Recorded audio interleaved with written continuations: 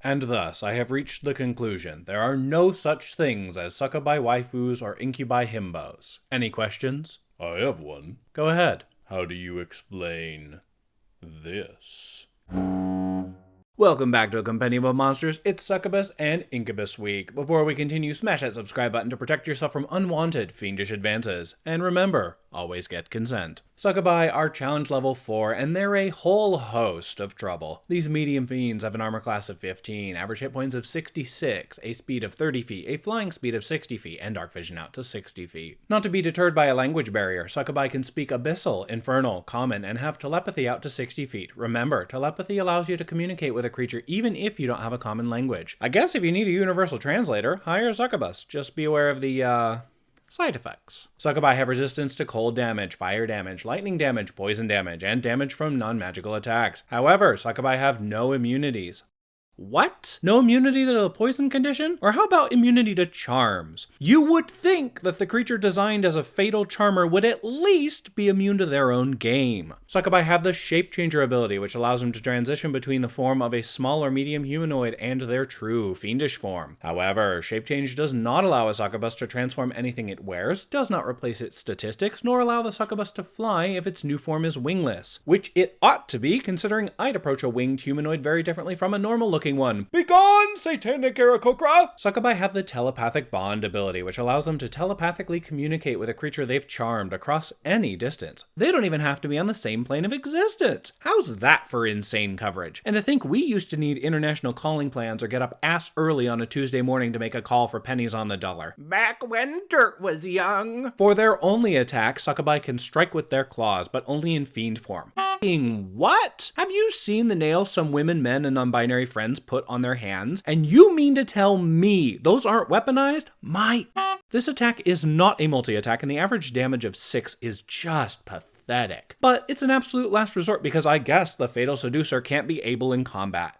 Lame. The next two actions work in tandem, Charm and Draining Kiss. With its Charm, the succubus targets a creature it can see within 30 feet and forces a wisdom saving throw. On a failed save, the target creature is magically charmed for 24 hours and must obey the succubus's verbal or telepathic commands, or at least until one of several things occur. The target may re-roll its saving throw anytime it takes any damage or receives a suicidal command. The target creature is released from the succubus's charm if the succubus charms another creature. A succubus can only charm one creature at a time, and both creatures who save on the charm or have the effect end on them are immune to charm from that particular succubus for 24 hours. What? You didn't think you'd be immune to every succubus out there for a day, did you? Nah, I thought not. Draining Kiss does what it sounds like. The succubus kisses a creature it has charmed, or a willing creature, and forces a constitution saving throw against 32 psychic damage. And you thought your ex sucked the life out of you. Sorry, that was dark. Luckily, the target creature can take half damage on a successful save, but their maximum and current hit points are reduced by the amount of psychic damage taken. This reduction lasts until the target creature finishes a long rest, but any who have their hit points reduced to 0 as a result of this attack instantly die. Love hurts. Now, Charm and Draining Kiss can be problematic in certain D&D groups or party compositions, namely people uncomfortable with romancy, kissy content, or whose characters are asexual or otherwise unromantic. Charm isn't necessarily about a romantic attraction and can be reflavored to be a creepy best friends forever vibe. Draining Kiss, however, is trickier to reflavor under its current confines. A reflavor still needs to force a constitution saving throw, so anything resembling a mental attack isn't particularly viable. I'd settle for something like Corruptive Touch. It has all the same constraints as Draining Kiss, but is described as the succubus's arm glows with demonic runes as it rests a hand on your shoulder, chest, hand, wrist, arm, whatever. It also needs to be visible-ish, considering Draining Kiss is pretty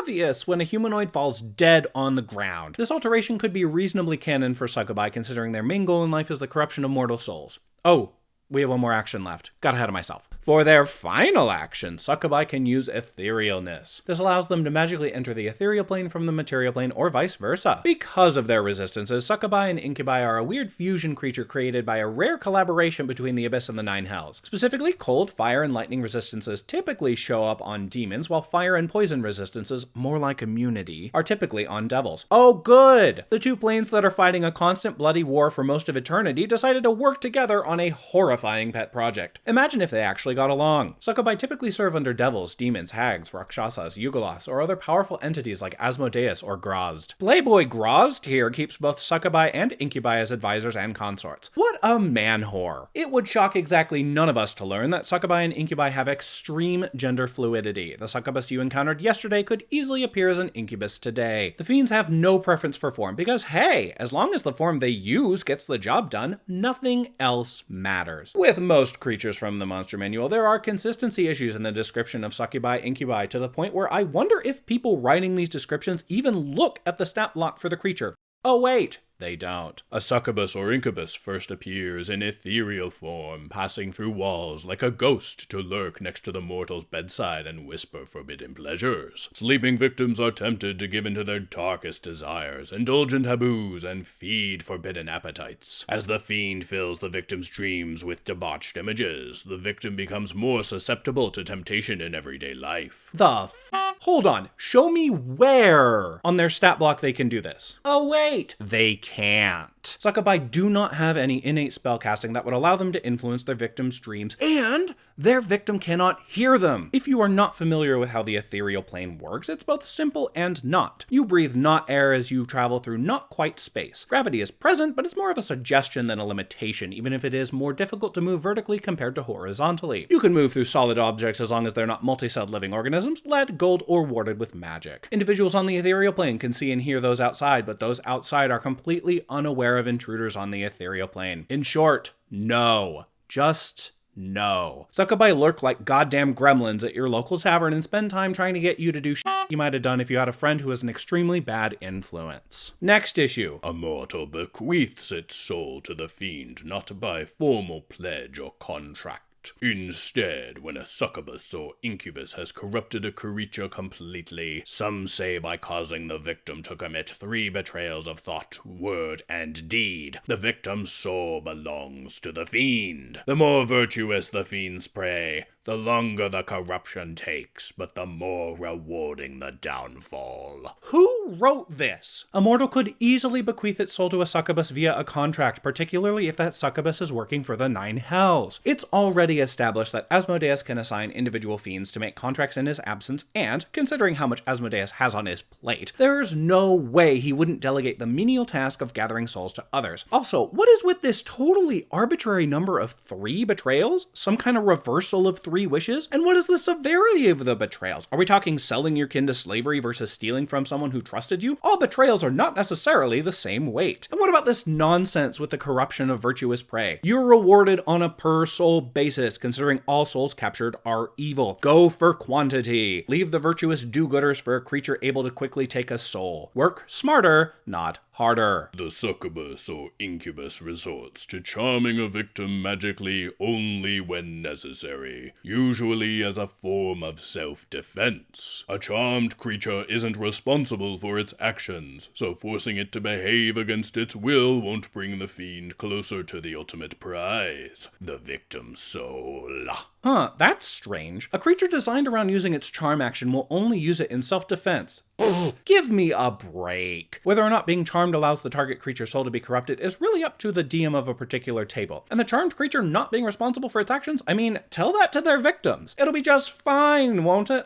Sure. This also begs the question of if a succubus can just steal a soul of an already evil humanoid. What's left to corrupt, right? And you'd think the ease of conversion from being to soul would be significantly more attractive due to the reduced workload. I maintain, work smarter, not harder. Last, the text feels the need to inform the reader that succubi reproduce sexually and can either use each other or a humanoid. I mean, at the point where their body isn't dedicated to a particular form, shouldn't we just allow them to asexually reproduce? And what would happen if a pregnant succubus changed into incubus form? Would that pause the pregnancy, or would the incubus appear pregnant? Can incubi become pregnant a la alien impregnation in The Sims? Do succubi spend time corrupting and claiming souls while pregnant? Why would a succubus bother to reproduce with a human when they're trying to take the human human soul? So many questions, so little time. And to be perfectly honest, the answers don't matter. It's just weird. DMs! Running a succubus is child's play, especially with a low-level party. Succubi have a +9 to deception and persuasion, a +7 to stealth, and a +5 to insight and perception. Outside of combat situations, succubi are insanely able and can lie or truth their way out of any situation. The only thing you need to keep in mind is your succubus needs to have a backup wardrobe if your players are investigating fiendish activity. Shape change allows your succubus to change form, even while getting chased, but the clothes do not change with the succubus's physical form. With a +7 to stealth, succubi are clearly ambushers and are good at concealing themselves until a golden opportunity presents itself. Succubi are surprisingly able in combat thanks to their resistance to common damage types. If you're going to use charm on your players' characters, make a point of targeting the party member with the lowest wisdom score. Sure, this is metagaming, though keep in mind, fiends have unnaturally long lives. Succubi have undoubtedly seen all sorts of individuals come and go, which I feel is a justification for quickly identifying those less able to fend off a charm. Whether or not the charm works, the succubus will attempt to flee if reduced to half its hit points, and ideally flee via the ethereal plane. If your players use silence to prevent travel to the ethereal plane or shape change, you can either allow or disallow it depending on where you fall in the "it's a spell but not really a spell" argument. Sometimes, fleeing is the better option. If you choose to have a succubus fight instead of flee, make sure you even the action economy or your players' characters are going to smash its face in. Minor devils, demons, or hag servants are great surprises your players may not see coming. In most instances, succubi should be relatively established members of their community. Like your awful ex-partner, succubi use their abilities of persuasion and deception to easily worm their way into others' good graces. However, a succubus's main target should be travelers, not locals. If locals start disappearing, that's going to lead to an investigation that will cause the fiend plenty of unwanted trouble. Also bear in mind that succubi are not immune to any conditions. It defies all logic, but that's how it is. If your players are quick with their characters and love to apply negative status effects during combat,